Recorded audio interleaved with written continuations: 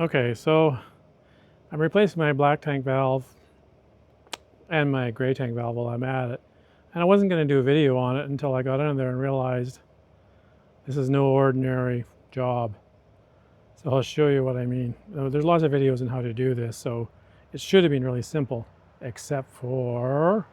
All right, this is a 2005 Cougar, and it does have the enclosed heated underbelly, so the first thing I had to do was remove this thing here, and it's a nice solid plastic. I've seen some of the newer ones have some kind of plasticky cardboard thing that's really quite cheap, but this is really quite durable.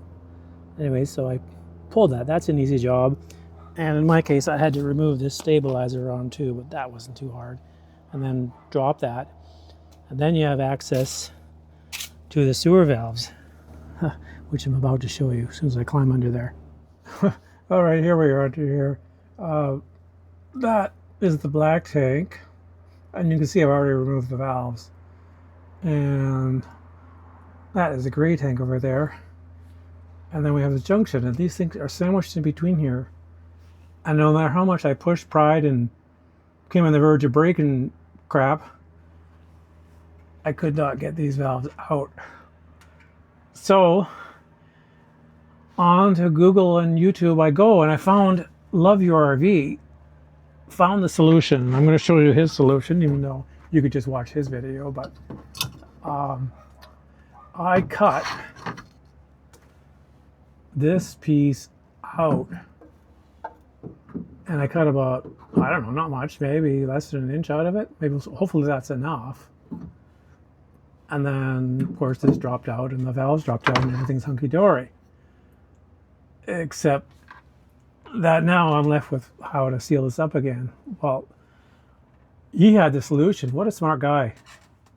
Okay, I'm still under here, but this thing is the solution. It calls itself a 3x3, but it's like 4 inches in diameter on the inside. P1060-33 by Fernco. I'll leave a link down below.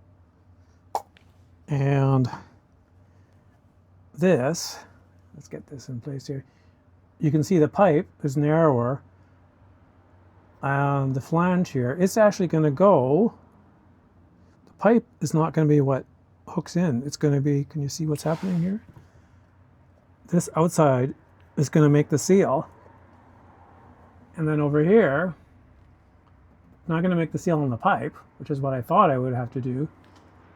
You can see I don't have very much room there. It's going to make the seal here on this smooth part. I don't know how he figured out that that's the pipe he had to use. I guess maybe he measured it and looked up the specs, but I'm just doing what he did. So I'll show you the saw that I got this off with. Oops. Try not to injure myself here.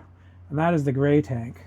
There is no room here at the black tank to do anything. It's totally different. Interesting. Anyhow, on we go. So Ray from Love Your RD used a handsaw of some sort, a skinny handsaw to cut it. But I just used this chop saw here, and that went through it in no time. Fortunately, the blade was just long enough to reach it through the 4-inch pipe.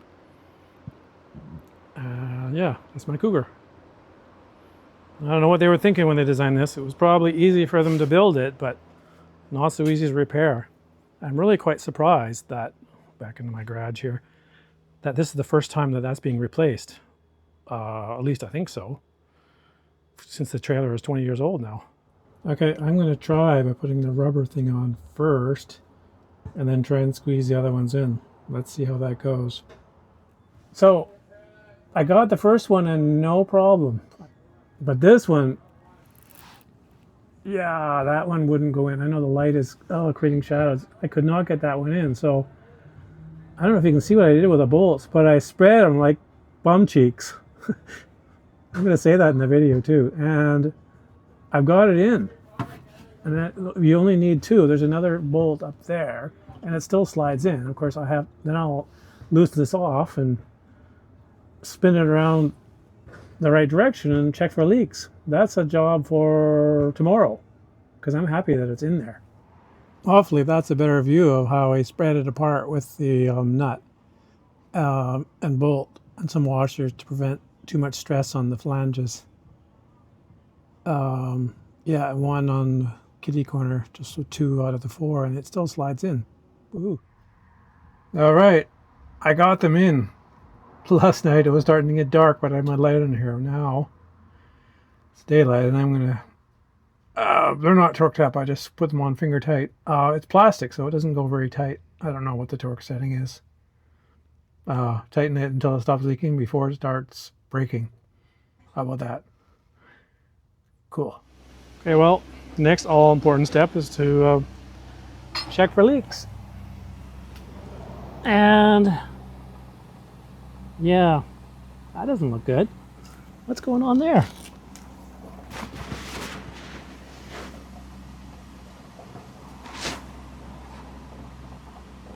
That's not the valve. Oh.